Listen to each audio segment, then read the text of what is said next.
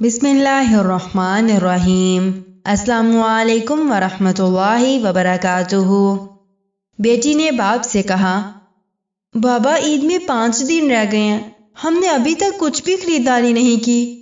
مولوی صاحب کہنے لگے، اچھا میرا پتر، ابھی بہت دن ہیں، خرید لیں گے نا، چاند رات سے 1 دن قبل سب کچھ لے لیں گے۔ مولوی صاحب یہ بات کر رہے تھے کہ اذان سنائی دی۔ مولوی صاحب جو بیٹی کو جھوٹی تسلی دینے پر شرمندگی سے آنکھیں جھکائے ہوئے تھے، ان کو تو موقع مل گیا اور مسجد کی طرف چل دیے۔ عید سے 1 دن پہلے جب مولوی صاحب ہر طرف سے نا امید ہو گئے، کیونکہ مانگنے سے عزت نفس جاتی ہے، اور قرض لینا نہیں، کیونکہ واپسی کی کوئی صورت ممکن ہی نہیں، اور خود سے تو کسی کو توفیق نہیں ہوتی، کیونکہ مولوی صاحب کے بچوں کے کون سا دل ہوتے ہیں جو مچلتے ہوں، ان کے کون سا احساسات ہوتے ہیں، وہ کون سا فیلنگ رکھتے ہیں، انہوں نے کون سا باہر نکلنا ہے۔ تو مولوی صاحب جو کہ تعویلوں کے بے تاج بادشاہ تھے، دلیل تو ان کے گھر کی لونڈی تھی، سمجھانے میں تو ماہر تھے۔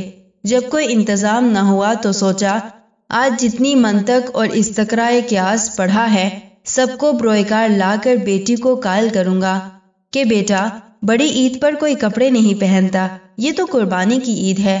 لیکن دھڑکا تھا کہ بیٹی بھی تو مولوی کی ہے، یہ کہہ دیا کہ قربانی بھی تو آپ نہیں کر رہے۔ خیر، سارا علم ایک دفعہ دہرا کر گھر گیا تو بیٹیاں ہاتھوں میں پرچیاں لے کر منتظر تھیں کہ بابا جان نے آج وعدہ کیا ہے تو ہمیں مطلوبہ چیزیں لا دیں گے۔ جیسے ہی مولوی صاحب کھنگورا مارتے داخل ہوئے تو مولوی صاحب کی بیوی سمجھ چکی تھی کہ بیٹیوں کے دل ٹوٹنے والے ہیں، تو وہ جلدی سے گئی پیاز لے آئی کہ پیاز کاٹنے کے بہانے آنسو بہا لے گی، کیونکہ ماں تو ماں ہوتی ہے، اس کے آنسو اولاد کے لیے تو پلکوں کی منڈیر پر ہی بسیرا کرتے ہیں، لیکن وہ بیٹیوں کے سامنے شوہر کو اور باپ بیٹیوں کو ٹوٹتا نہ دیکھ سکے۔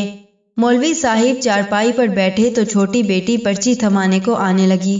مولوی صاحب نظریں جھکائے جرابیں اتارنے لگے اور ٹوپی کو لپیٹ کر رکھا، جو کہ علامت ہوتی کہ اس کے بعد باہر نہیں جانا۔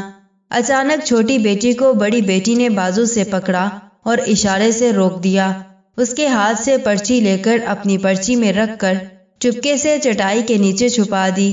یہ سب مولوی صاحب اکھیوں سے دیکھ رہے تھے، لیکن نہ دیکھنے کی کمال فنکاری کر رہے تھے۔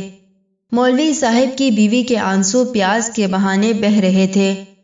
مولوی صاحب کا سارا علم زیرو ہو گیا، اسے لگا جیسے وہ سب سے زیادہ جاہل، اجڑ اور گوار ہے۔ اس سے پہلے کہ مولوی صاحب کچھ کہتے، بڑی بیٹی بولی، بابا جان، کل ہم نے نئے کپڑے نہیں لینے، کیونکہ بڑی عید تو قربانی کی عید ہے، اور کل آپ نے چاچو کے 2 بچڑے بھی تو کرنے ہیں، اور ہم نے وہاں آپ کو بچڑے ذبح کرتے دیکھنا ہے، تو سارا دن تو قربانی میں لگ جائے گا، ہم کپڑے کس وقت پہنیں گے؟ چھوٹی عید کے کپڑے پڑے ہیں، وہی پہن لیں گے۔ وہ سارے دلائل جیسے کاپی پیسٹ کیے ہوں، اور اس وقت اپنی بیٹی مولوی صاحب کو دنیا کی سب سے زیادہ عالم، فاضل اور سمجھدار بیٹی لگی۔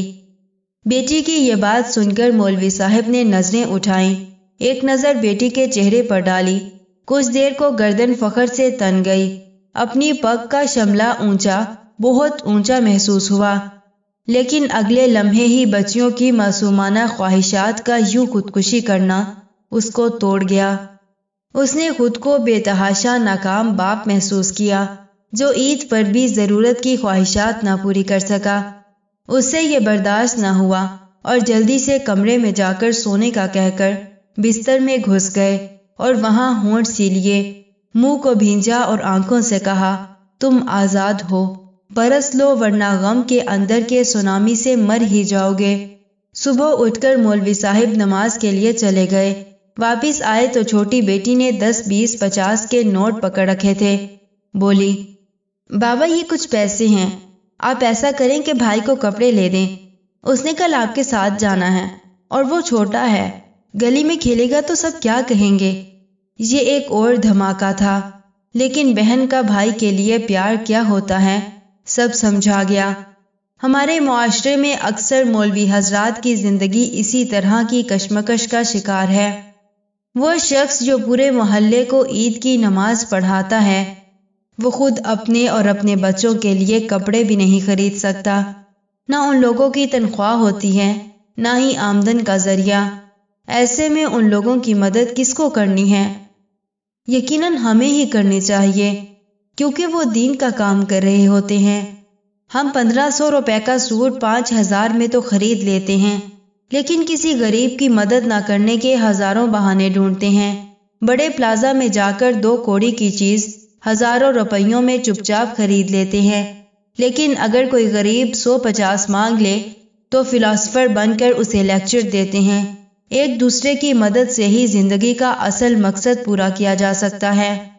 عید آ رہی ہے، برائے مہربانی اپنے ارد گرد ضرورت مندوں کو تلاش کریں اور ان کی جتنی ممکن ہو سکے مدد کریں۔ خوشیاں بانٹنے سے بڑھتی ہیں۔